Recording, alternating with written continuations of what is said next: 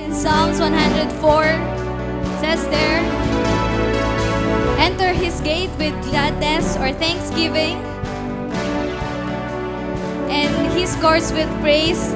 Give thanks to him, bless his name. Come on, as we start our day worshiping in God, then we just set our hearts with thanksgiving and worship to him.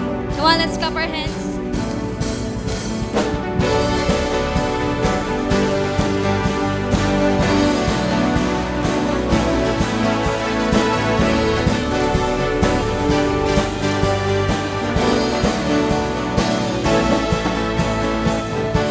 Every star, you know the name. With one breath, all life begins. From the beginning until the end, you're the one foundation. Come on, church! You shaped me inside and out. You made me to be all about you. What can I do without you? Wanna sing this out? So tell me who I am, remind me of your plans. Lord, you know me more, you know it all. So tell me who I am, remind me of your plans. I wanna know you more, know you more. Wanna sing this out? You say I'm yours, and you love me most. Nothing I want more to live for your purpose, 'cause you are my God, and you love me most. Nothing I want more to live for your purpose. You shape me inside and out. You made me to be all about you. What can I do without you? So tell me who I am, remind me of your plans. Lord, you know me more, you know it all. So tell me who I am, remind me of your plans. I wanna know you more, know you more.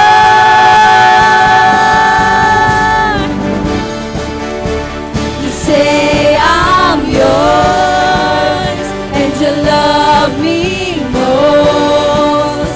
Nothing I want more to live for your purpose, 'cause you are my God, and you love me most. Nothing I want more to live for your purpose, 'cause you are my God, and you love me most. Nothing I want more to live for your purpose,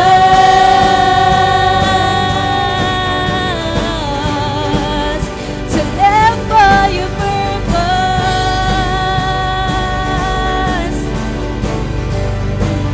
I want to sing this out. Where you go, I'll go. What you say, I'll say. Let the whole world know of who you are to me.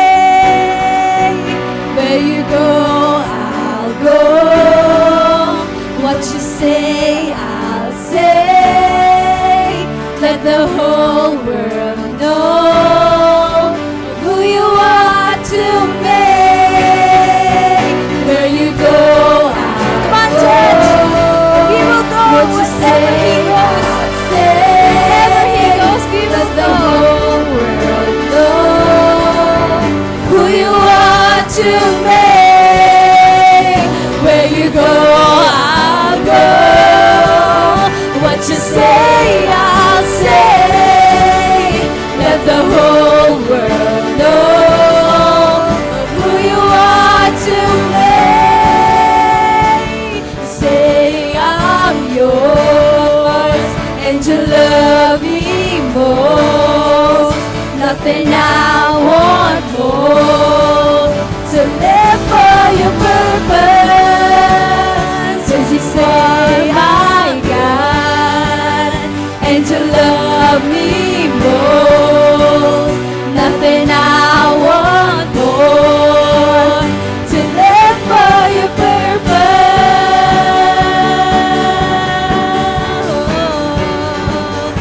I live for your purpose.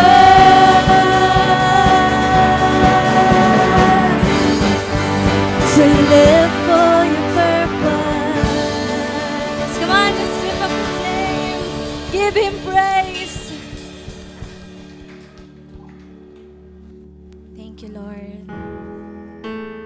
That indeed, God, as we step into this worship, Lord, we will find your rest. We will find our refuge, God. We will find our strength in you, Lord. Come on, let's continue to dwell in our dwelling place. For He is our refuge, our strength, and our dwelling place. Thank you, Lord.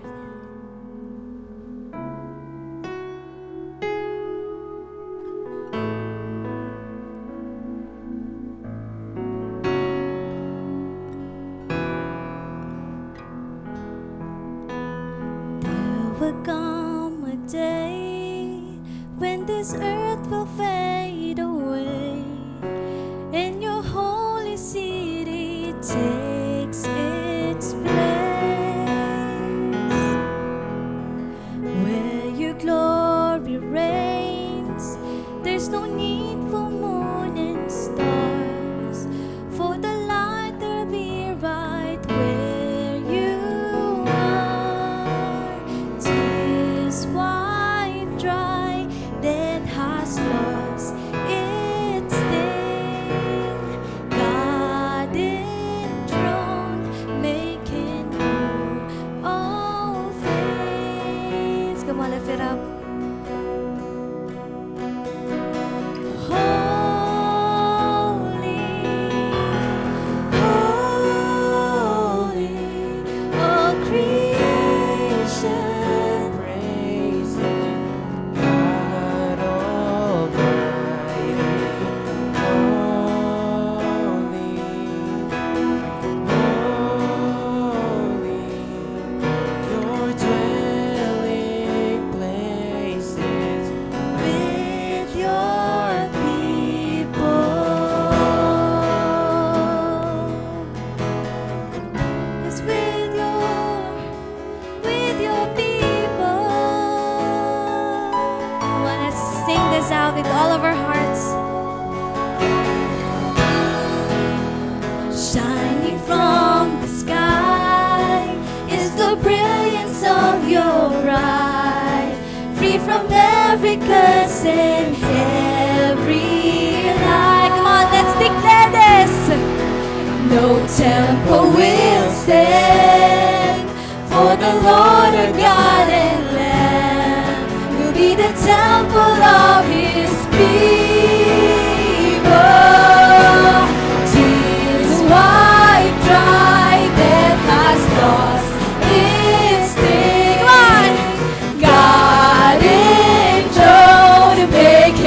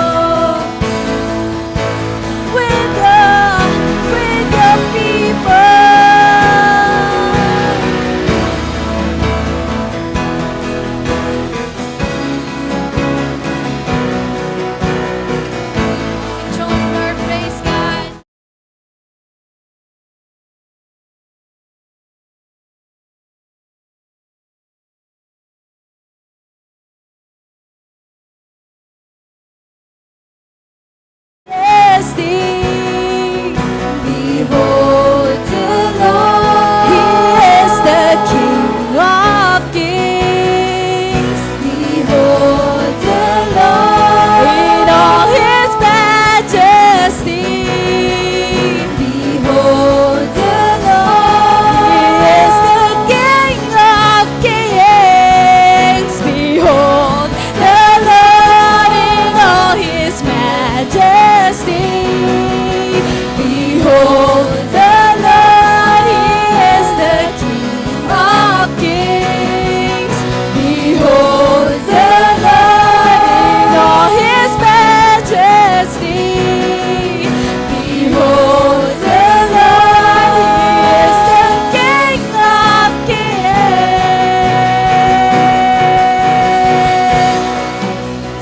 Holy,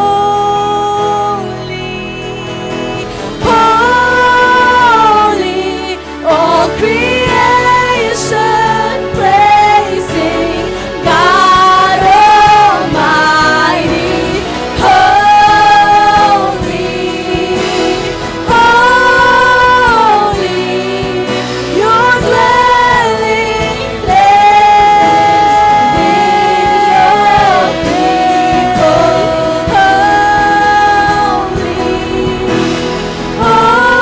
Holy, all creation praising God Almighty.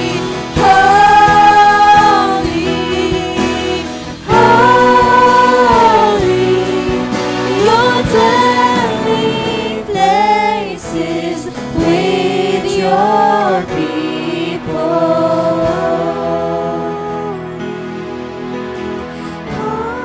Holy, creation praising God Almighty. Lift up His voice. Lift up your voice to God. Come on and worship Him. Praise Him. Yes, Lord. Your dwelling places With your people, your dwelling places. With your people, your dwelling places. We your people.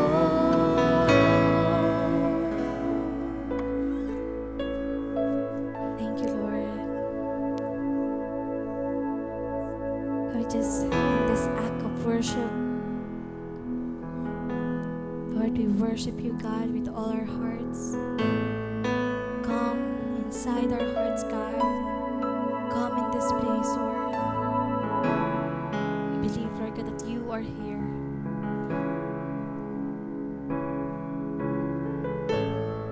We worship you, Lord. 'Cause He is a great God. Come on, lift up. He is an awesome, wonderful God. Come on, let's declare this.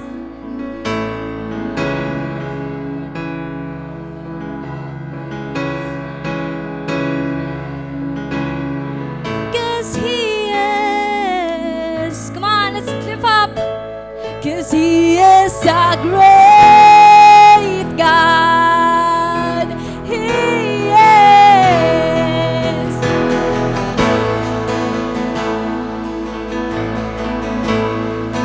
Almighty in power, author of wisdom, better than life.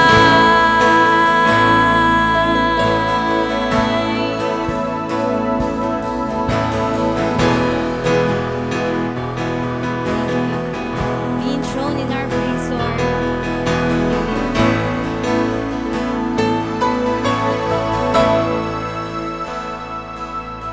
The wind blows in storms.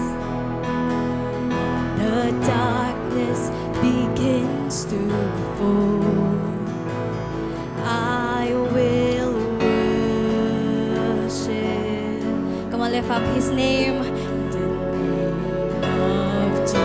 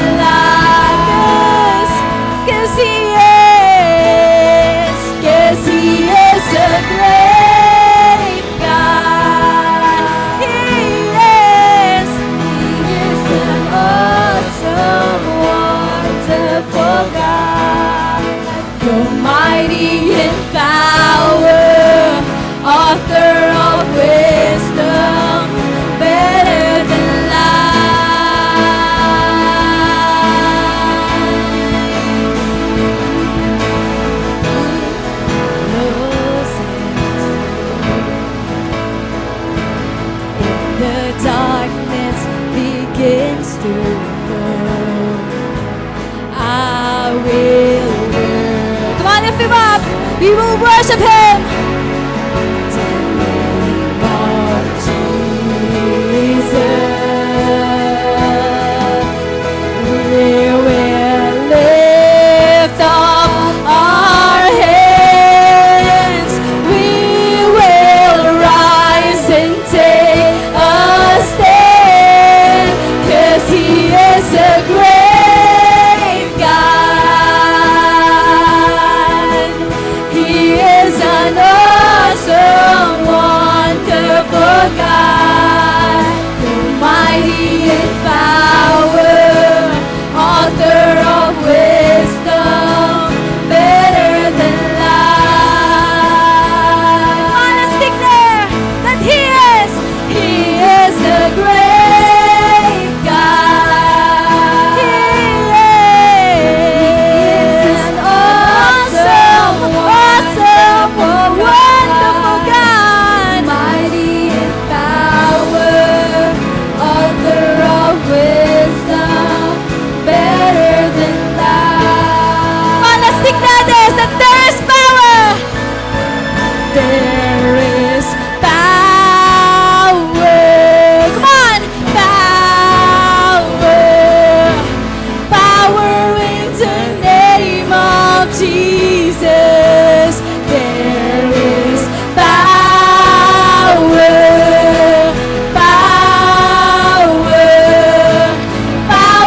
in the name of God. Come on, let's declare. There is power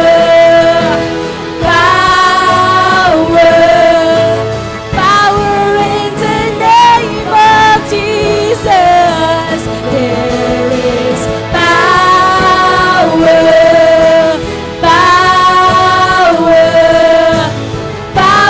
in the name of God. In His kingdom, shall reign forever. Jesus reigns in His kingdom, shall reign forever. Jesus reigns, 'cause He is a great God. He is an awesome, wonderful God, mighty in power, author of wisdom, better than life. 'Cause He is the great God.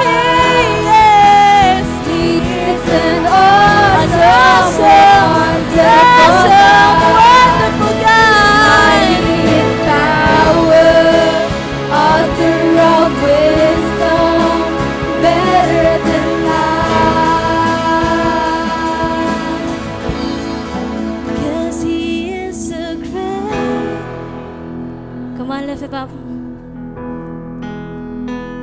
He's an awesome, wonderful God, mighty in power, author of wisdom, better than life.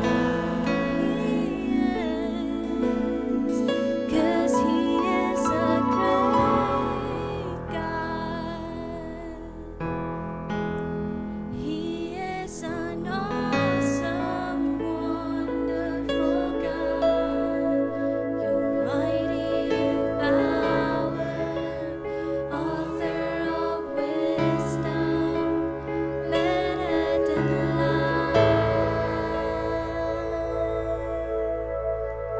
You are better than life.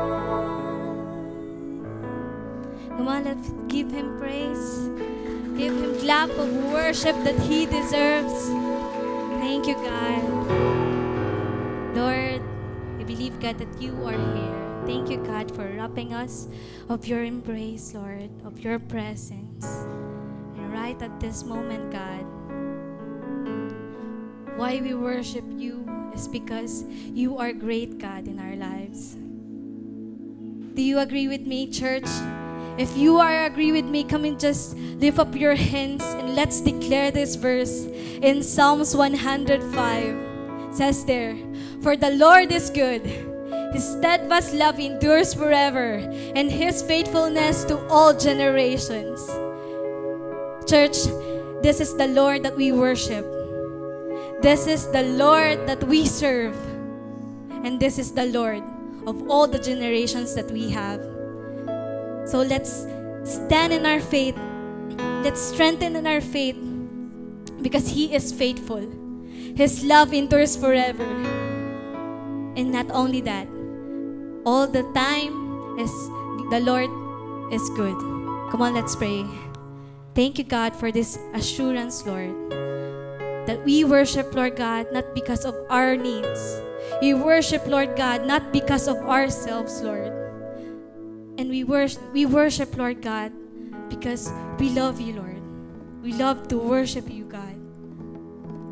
Worship is not just a rhythm, not just the lyrics, God, but our worship is in our hearts, Lord, to you. Lord, help us, Lord God, and teach us, Lord God, to love like you as we worship you and serve you, God, for the rest of our lives. Lord, we lift up everything to you, God. We honor you in Jesus' name. Amen and amen.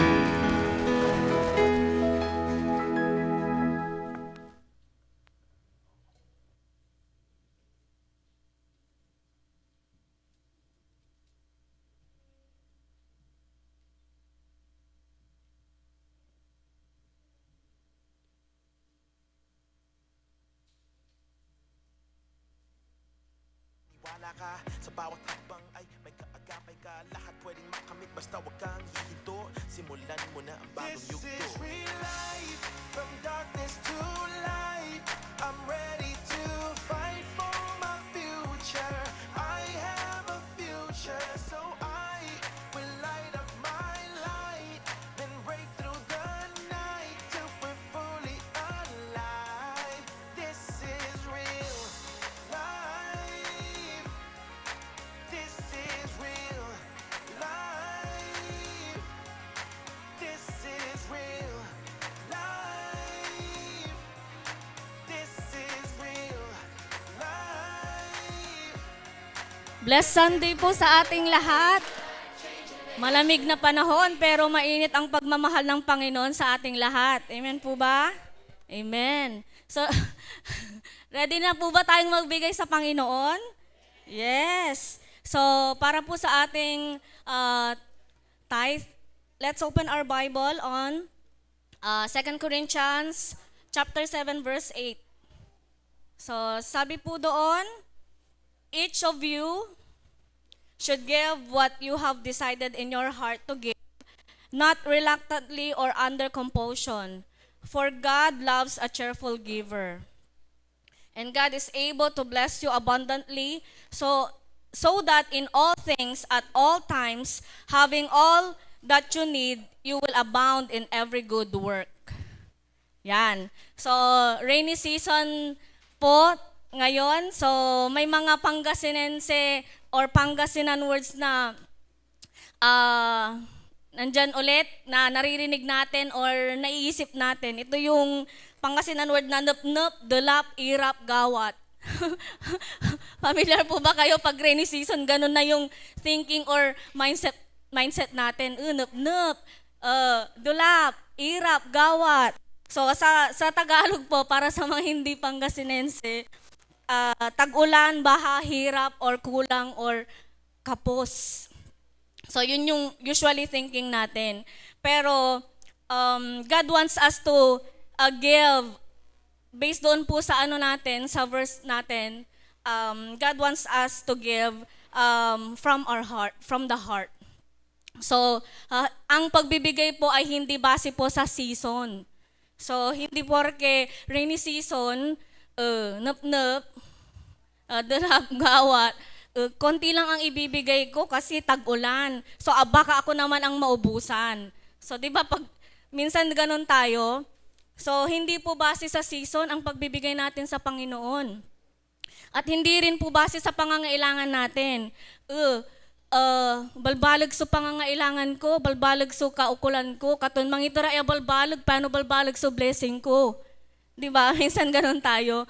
Malaki ang pangangailangan ko kaya magbibigay ako ng malaki para malaki rin ang blessing ko. So, hindi po base sa pangangailangan. So, at hindi rin po base sa sa kung ano yung available na cash natin or kung ano yung sobra natin, sobra na resources natin. So, ito yung sobra ko kaya ito yung ibibigay ko. So, ito lang yung meron sa akin kaya ito lang yung maibibigay ko. So, ang pagbibigay hindi rin po based sa availability ng resources or cash natin or sa sobra lang po natin. So paano ang pagbibigay? So, ang pagbibigay po ay galing sa puso, bukas sa puso. Ang pagbibigay ay dapat may kagalakan at base po saan po? Sa ating pagsamba, sa ating pong pagmamahal o pag-ibig. Base po sa ating pagsunod at pagtitiwala sa Panginoon. So, hindi po base sa season. Hindi po base sa kung anong sobra natin o kung ano yung laki ng pangangailangan natin. Ang motivation po natin dapat ay yung reverence natin, yung love natin, yung obedience at yung trust natin kay God. At yun po dapat ay bukas sa puso at may kagalakan. Amen po ba? Yes. So, our God is more than generous. He gives out abundantly. So, ang Panginoon ay alam natin, He is faithful and He is generous. At ibibigay niya more than yung pangangailangan natin. So, wala pong panahon ang pagbibigay ng Panginoon. So, kahit tag-init yan, tag-araw, kung ano man yung sitwasyon mo, sagana ka man or hindi, walang season yan. So, nandyan palagi ang provision ng Panginoon. Magtiwala lang tayo at ibigay natin ang nararapat sa Panginoon. Amen. So, take away natin, a tithe given with a joyful heart radiates one's love, reverence, and obedience to God. So, amen. So, let's pray. Lord, we thank you, Lord God, for blessing us abundantly every day. Lord, turuan mo kaming ibigay, Panginoon, yung nararapat sa'yo, Panginoon. Turuan mo kaming maging tapat sa'yo, Panginoon, gaya ng pagiging tapat mo sa amin at kabutihan mo sa amin araw-araw, Panginoon. Lord, panalangin namin lagi kaming magbigay sa kaharian mo, Lord God, na may kagalakan at bukal sa aming puso, Panginoon. Lord, naway magbigay kami base sa aming pagsamba, base sa aming pagmamahal, at base sa aming pagsunod sa salita mo, Panginoon, at tiwala sa iyo at sa mga pangako mo, Lord God, sa buhay namin, Panginoon. Lord, marami pong salamat dahil alam namin na ikaw ay mapagbigay na Panginoon at ibubuhos mo yung biyaya mo, Lord God, sa buhay namin, sa aming simbahan, sa aming mga pangangailangan. In Jesus' name, Amen. So, meron po tayong envelopes dyan sa ating upuan. So, lagi tayong magsulat ng ating panalangin. Huwag po tayong huminto na manalangin sa Panginoon dahil gustong-gusto po niya na marinig yung mga panalangin natin. Gusto po niyang malaman yung sitwasyon natin. Kahit alam po niya, gusto po niyang manggaling sa atin kung ano yung gusto po nating malaman ng Panginoon sa buhay natin. So pinapanalangin po yan lagi every Thursday po. At pakisulat na rin po yung mga answered prayers para lahat ay magalak at hindi lang po tayo ang magagalak, kundi yung buong congregation po ay makikigalak sa mga ginagawa ng Panginoon sa buhay natin. So may tatlong way po tayo para magbigay. Pwede po natin ibigay sa basket na iikot mamaya. Pwede rin pong i-drop doon sa glass box sa likod. Pwede rin po through GCash or pwede rin po through online banking. Meron po tayong dalawang bank account, yung Metro Bank po at saka yung BPI Dagupan account. So pwede rin pong in-check. So pangalan po lang sa Victory Christian Fellowship of Pangasinan. So smile as you give and be a cheerful giver. God bless everyone.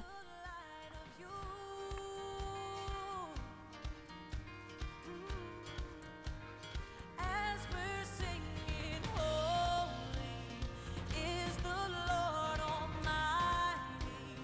Only you are worthy, worthy of it all. Every tribe will see your glory. Every nation bow before you. Oh.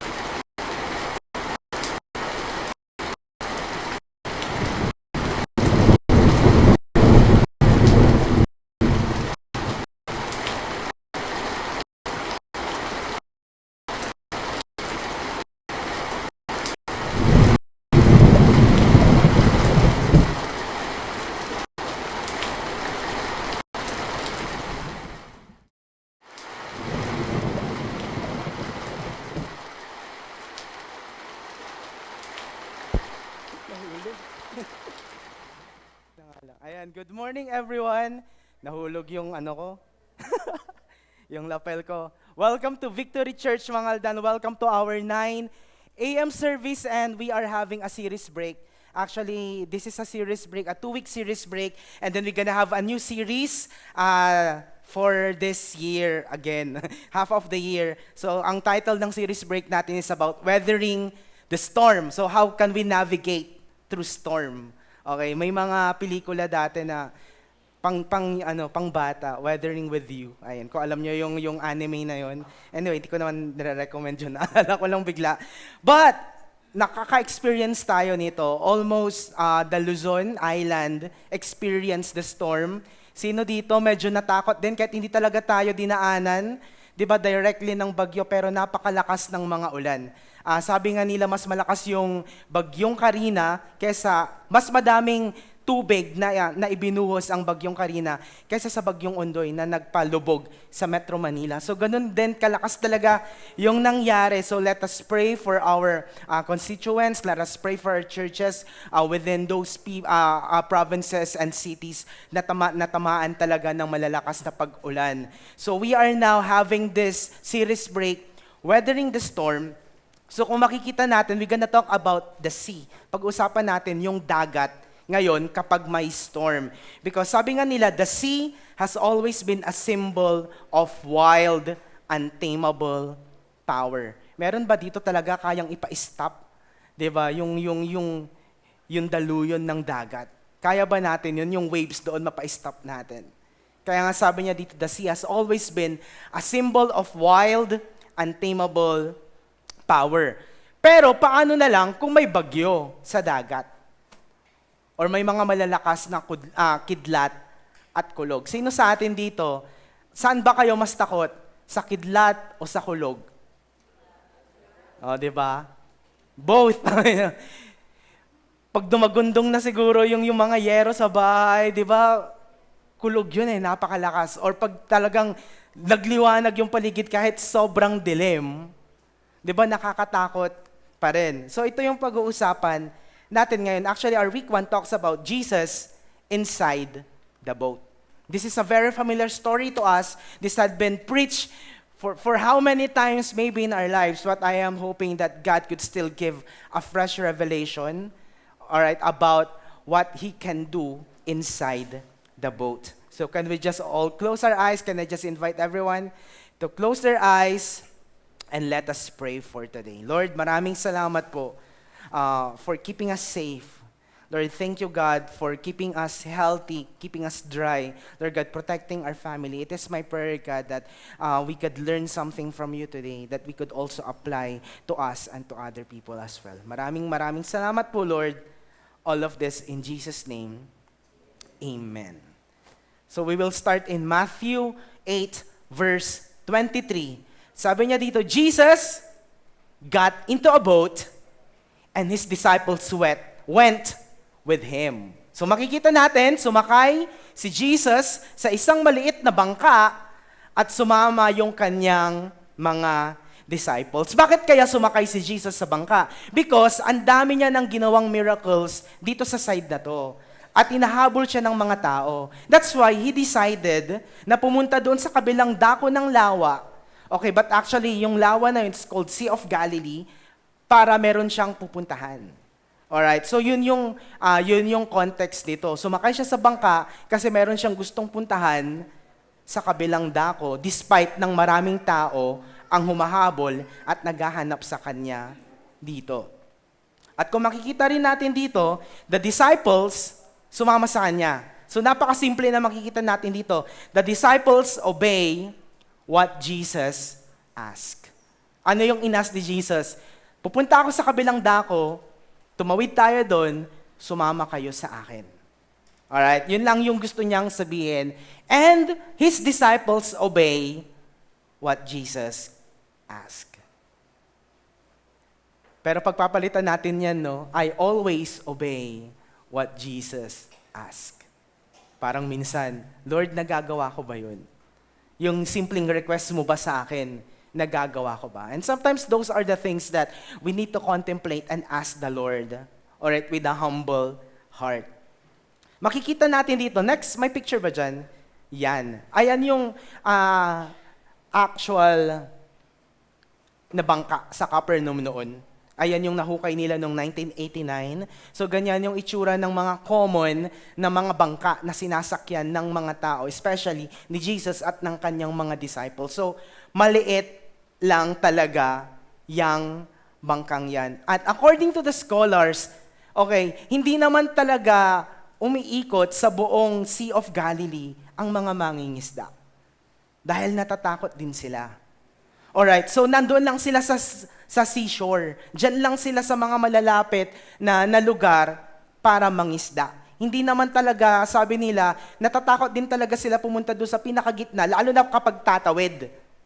Pero ginawa yun ng mga disciples dahil inask ni Jesus. And sometimes, we too can stay to the shore of our comfort zones in following Jesus. Sometimes, ganun din tayo as a Christian or bilang isang tao, safe din tayo sa buhay. Sino dito playing safe pa rin sa decisions mo? Di ba gusto mo hindi ka talo sa mga decision mo? Sino ba namang tao ang gusto na kapag nag-decide, talo ka? And because of that, tayong mga tao, we just stay to our comfort zones in following Jesus. Lord, hanggang dito lang ako sa mababaw na lugar para samahan ka. Pero at least, sinamahan pa rin kita. Correct? But the question is, until when? Hanggang kailan na doon lang sa kababawan, sumasama tayo kay God? Safe ka pa kasi. Hindi ka marunong lumangoy, okay lang, nandito ka lang kay Jesus, oh. Sinasamahan mo lang hanggang dito si Jesus. Pero kapag umabot na dito, di ba, wait lang Lord, babalik na ako sa shoreline. We too can stay to the shore of our comfort zones in following Jesus, but the question is, until when? The request of Jesus is not to stay on the shore to His disciples. Anong request niya? Let's go to the other side. Let's cross to the other side of the lake. Alright? And then Matthew 8:24, nung nandun na sila, suddenly, a fierce storm hit the lake and the boat was in danger of sinking, but Jesus was asleep. Di ba, napagod din si Jesus. Buong araw, ilang araw siyang kausap ng mga tao at nagpapagaling ng may sakit, performing miracles. At sabi niya, punta tayo sa kabilang dako. Pero habang nandun sila sa daan, a fierce storm. Paano nangyari yon?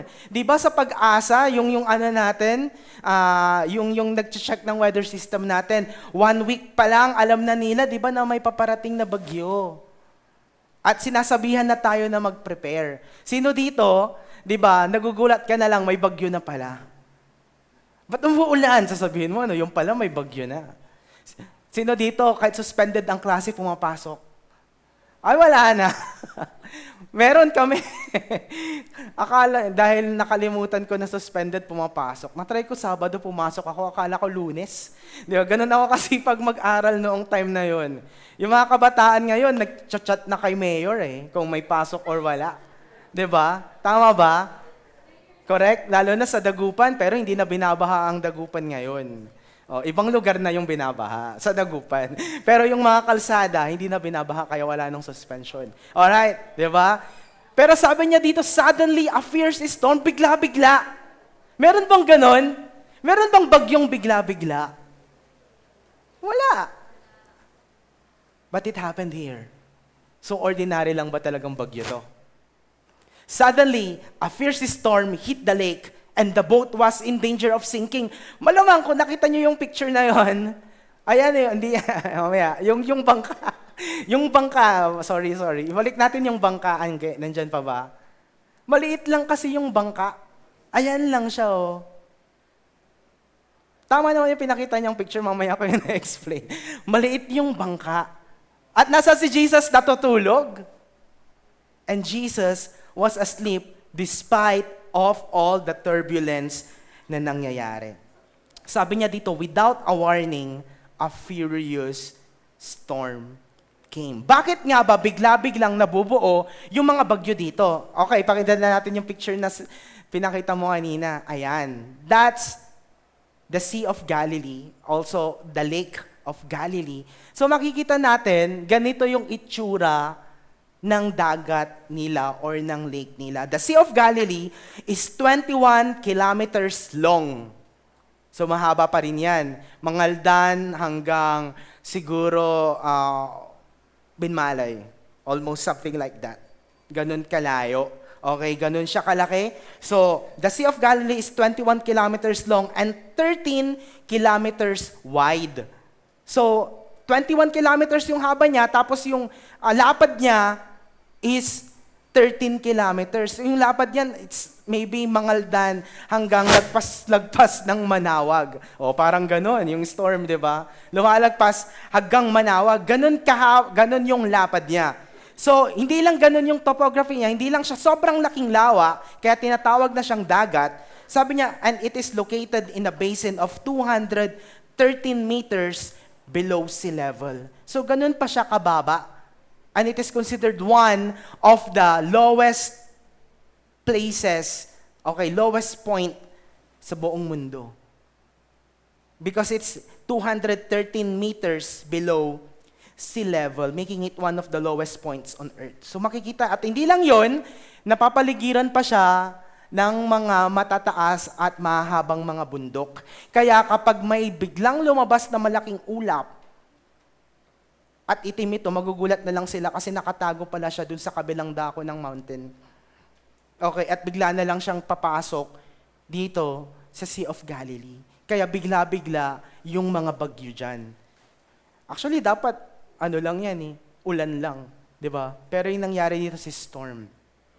So makikita natin dito, actually, when I am studying and reading this, ang equivalent word nung storm, nung sinulat nila yan sa Bible is sismos.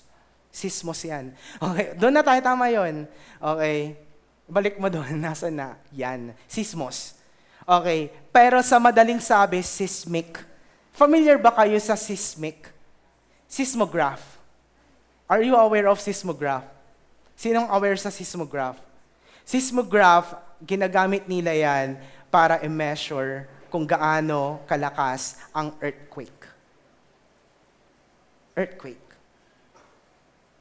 Pero bakit siya ginamit sa storm? Hindi yan dapat ginagamit sa pang-measure ng lakas ng isang bagyo or ng ulan. But why the equivalent word of storm in the original context of the Bible is seismos. Earthquake. Because it's not an ordinary storm. It's not an ordinary storm na nangyayari sa mga tao, but it's actually magnitude. Hindi ko alam kung anong nangyari sa lupa. Hindi ko alam kung nayanig ba ang lupa at sobrang tumaas lahat ng alon at sinabayan ng sobrang lakas na ulan, kidlat, at kulog. But actually, the storm is seismos. At ginagamit ito in measuring the earthquake. So hindi siya ordinary storm, sobrang lakas ng nangyayari dito sa mga disciples ni Jesus. At si Jesus, habang nagpapanik ang lahat, anong ginagawa niya? Natutulog. Sino dito natutulog? Binabahan na. Meron ba? Sino dito nasusunugan, tulog na tulog ka pa rin? Di ba? I remember, sino dito nung binabahan, nabuhat mo yung ref? Di ba? Nabuhat mo yung mga dapat mabuhat na mababigat. Pero kapag ibabalik mo na hirap ka nang ibalik. Di ba? May mga ganun tayong adrenaline rush na nangyayari sa atin. But overall of these things, the chaos, kaguluhan na nangyayari, natutulog si Jesus. Matthew 8:25. The disciples went to him and woke him up. Ginigising si Jesus. Sabi niya, "Save us, Lord," they said. "We are about to die." Diba ginising pa nila si Jesus na natutulog doon. Real faith is shown when there are storms in our lives. Dito pumapasok yung faith na natutunan mo, yung faith na na-impart sa'yo, yung faith na nakuha mo kay Lord. Madalas at madalas, lumalabas to kapag may mga storms sa buhay mo. Even those storms sa buhay mo na bigla-biglang dumadating. Without a warning. And if you wanted to really have that, sometimes you need to experience those storms in lives. Sabi niya nga dito, the sea remained in Jewish writings a place and a power of darkness and evil, threatening and wild. Ganon kagrabe nila describe ang karagatan noong panahon nila because sobrang delikado kapag nagkaroon na ng mga bagyo doon sa dagat. At sabi niya dito, sometimes, instead of strengthening our faith, storms in life destroy our lives. Instead na kapag may mga pagsubok na dumarating sa buhay mo, imbis na patatatagin ka niya, madalas at madalas, it destroys your faith. So anong gagawin natin? Matthew 8:26, then he got up, si Jesus to, okay, then he got up and, Matthew 8:26, sabi niya dito, "Why are you so frightened?" Jesus answered, "What little faith you have." Di ba bigla siyang ginising, tapos bigla siyang tumayo at sinabi niya sa kanya mga disciples, "Bakit kayo natatakot? What little faith you have." Now, what are the things that frightens you today? Ano ba yung mga bagay na nagbibigay takot sa iyo ngayon? Ano ba yung mga bagay na nagbibigay kaba sa buhay mo ngayon? Isipin mo na lahat ng worries mo, ng problema mo, ng anxiety mo. Pwede mo nang isipin ngayon lahat. What if Jesus said this to you? Why are you so frightened? I am not saying na mali, na marami kang problema. It's not about that. But Jesus wanted to secure, okay, everyone, especially his disciples, na nandito ako. What little faith you have. Matthew 8:26. Then he got up and ordered the winds and the waves to stop, and there was a great calm. Napakabilis. Kung paano sobrang bilis dumating yung bagyo o yung sigwa, yung storm, ganun din kabilis kung paano ito pinahinto ni Jesus. Then he got up and ordered the winds and the waves to stop. And there was a great calm. Imagine niyo yun. 'Di ba? Sobrang kaguluhan, sobrang lakas ng alon, kidlat, kulog at hangin. At biglang tayo lang ni Jesus at sinabi niyang tigil, tumigil lahat. Amazing. Dahil doon, nagulat lahat ng kanyang mga disciples. It just proves that Jesus is God over all creation. Hindi lang siya God ng mga tao, but He is God over all creation. Matthew 8:27. Everyone was amazed, and they asking themselves, "What kind of man is this? Even the winds and the waves obey Him." You know what? Every time Jesus speaks, we will always be in awe of Him. Every time. When He speaks to you personally in worship, when He speaks personally when you are at home, kapag nag-speak sa'yo si Jesus sa mga oras na kailangan mo na siya, I am telling you, we will always be in awe of Him. And because of this, Jesus is not only silencing the storms of your life, He also wants to calm your heart. Dahil ginawa niya na eh. Nagpapanik na yung mga disciples niya. At dahil sa panic nila na mamamatay na sila or pwede silang malunod, kahit mangingisda sila, sinilence niya yung storms sa buhay nila. Pero God, Jesus, doesn't only wanted to silence the storms outside of your life, but He also wants to calm your heart. Lagi niyong isipin yun. At nung nagawa na yun ni Jesus, everything will be connected. The calming of the storm in the Sea of Galilee is also gagawin niya pagkalapag niya doon sa kabilang dako. Di ba sabi ko nga, may gustong puntahan si Jesus doon sa kabilang dako, pero nagkaroon ng bagyo, nagkaroon ng storm. So parang, imbes na makarating siya ng maayos dun sa kabilang dako, nagpanik yung mga disciples niya kasi muntik na silang mamatay. And then after He landed sa kabilang dako, dito nalalabas lahat ng purpose. Bakit nangyari yan? Because when He landed on the other side, ano nangyari? There were 2 demon-possessed men with thousands of evil spirits in their lives, begging Jesus. So imagine all of the things that had happened to them in the Sea of Galilee is connected to what Jesus wanted to do on the other side. At hindi lang siya pumunta doon mag-isa, pero sinama niya rin yung mga disciples niya to experience it, to have faith in Him that He is Lord over all creation. I am telling you, church, as we end today, encounter with Jesus is not an accident. Yung encounter mo kay Jesus is never an accident. It always happens for a reason and purpose.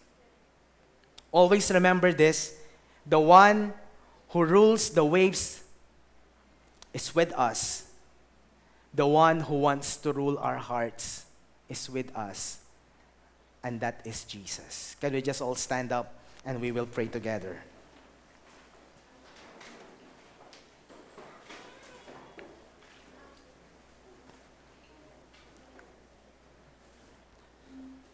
Lord, we thank you for this morning. We thank you, God, for your faithfulness on how you are teaching your disciples to go with you,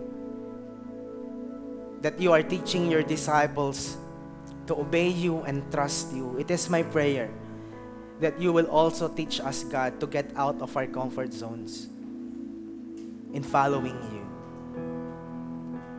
There might be storms, Lord, na pagdadaanan ng bawat isa sa amin in following you. But it is my prayer, God, that despite of all the chaos despite of all the winds and storms inside and outside of our lives, you will always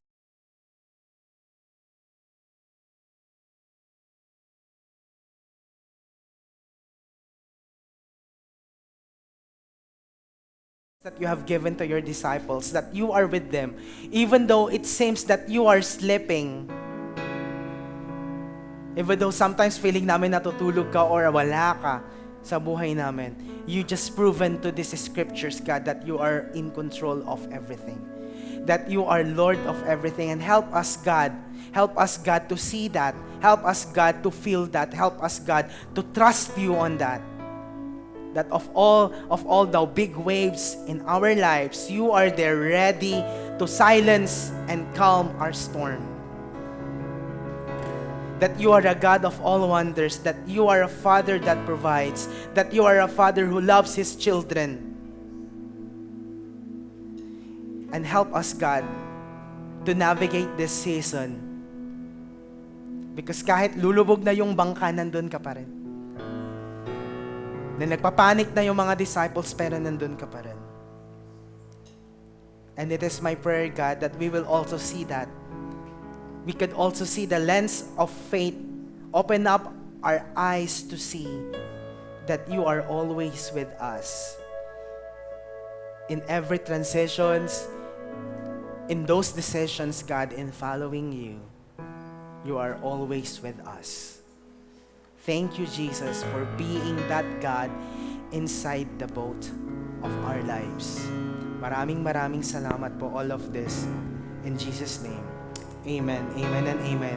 Can we just give praise and thanks to God, and let us worship Him. 'Cause He is a great God. Come on, lift Him up. He is an awesome, wonderful God. You're mighty in power, author of wisdom, better than life. 'Cause He is a great God.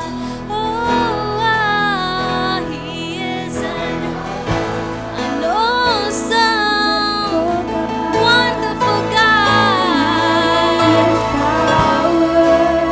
Author of wisdom, better than life. You are better than life.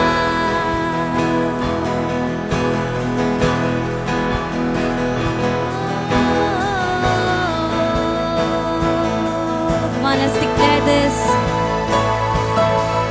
The wind blows and it storms, the darkness begins to fall. Come on, let's declare the name of Jesus. We will worship of Jesus. He comes the raging seas. He comes the raging seas. Come on, let's declare this. Overcomes our enemies and our darkness into light. We will lift up our hands. We will rise and take a stand.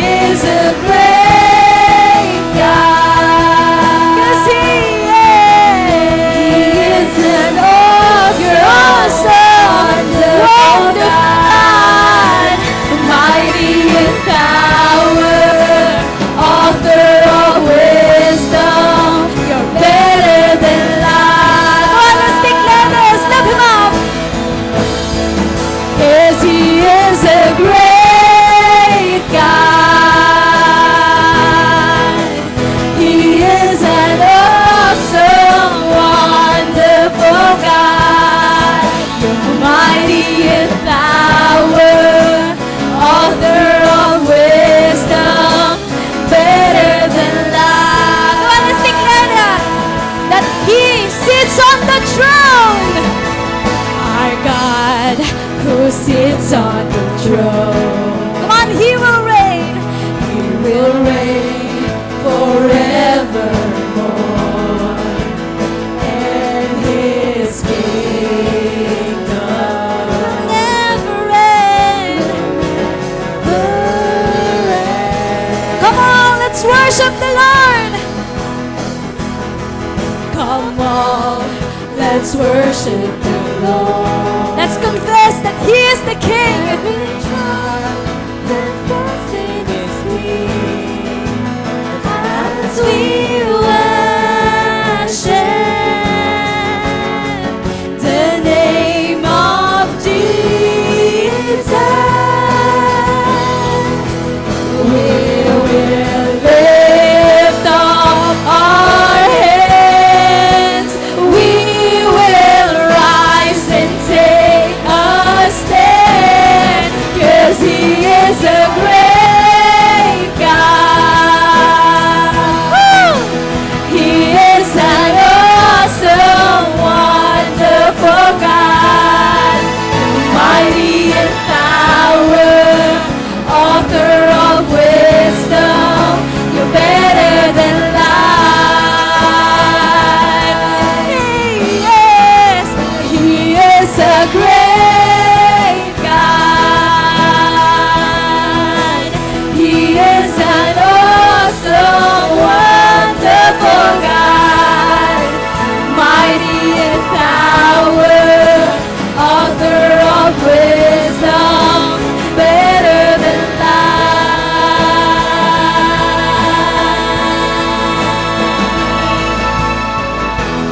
Church, this worship will never be in His. For kung yung worship na to is for the songs lang, kung yung worship na to is for the rhythm lang, at wala si God sa worship na to, this is not a worship. Because our worship is for Him. And as we declare these lyrics, can we just keep our heart, keep our minds and soul to Him? Because I guarantee you, this is not the worship. This song, this rhythm, this is not the worship. Worship is Him. Worship is for God, not for us, but is for Him. And right at this moment, let's declare the power of Jesus here in this place, here in our lives. Come on, let's lift up our hands right now and let's declare this. Thank you, God. We worship you, Lord. There is power, power, power in the name of Jesus. There is power. Come on. Power. Lift him up. Power in the name of God. Come on, there is power. There is power. Power. Power in the name of Jesus. There is power. Power. Power in the name of God. And His kingdom shall reign forever. Jesus reigns, and His kingdom shall reign forever. Jesus reigns. Yes, He is a great God. Come on, let's declare. He is an awesome, wonderful God, mighty in power, author of wisdom, better than life. Yes, He is a great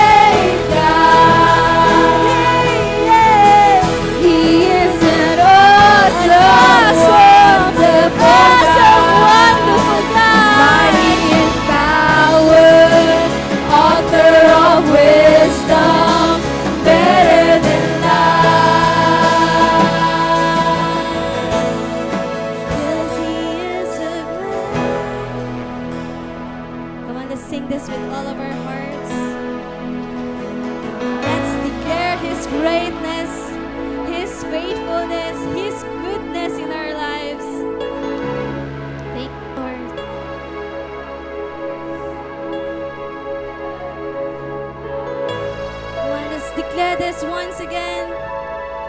'Cause He is a yes, God, you are great. He is Yeshua.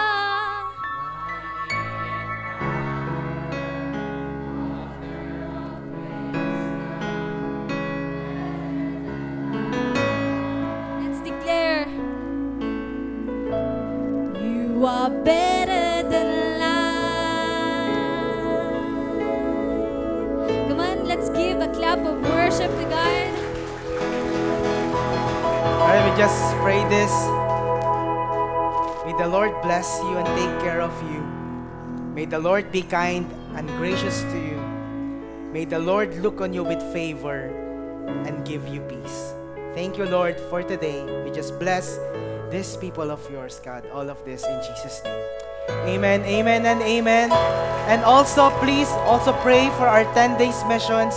They will go to Sri Lanka next week with Pastor Joseph, Ate Jehan, and El of our church here in Victory, Mangaldan. So let's pray for them also. Can I just do it now? Lord, thank you for the lives of our pastor, to the lives of Ate Jehan and El, Lord God, who will go to Sri Lanka.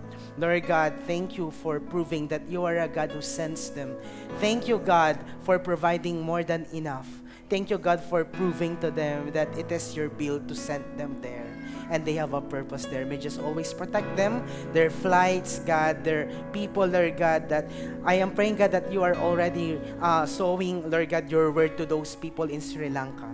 God, na papapasukin nila sa kanilang puso ang iyong salita. God, we are praying for salvation. We are praying for revival. We are praying, God, for the good news to spread in Sri Lanka. May you just use our missioners, God, in Sri Lanka, even in Thailand. Lord God, here in our team Pangasinan. Maraming salamat po all of this. In Jesus' name, amen and amen. God bless everyone and enjoy the rest of our Sunday.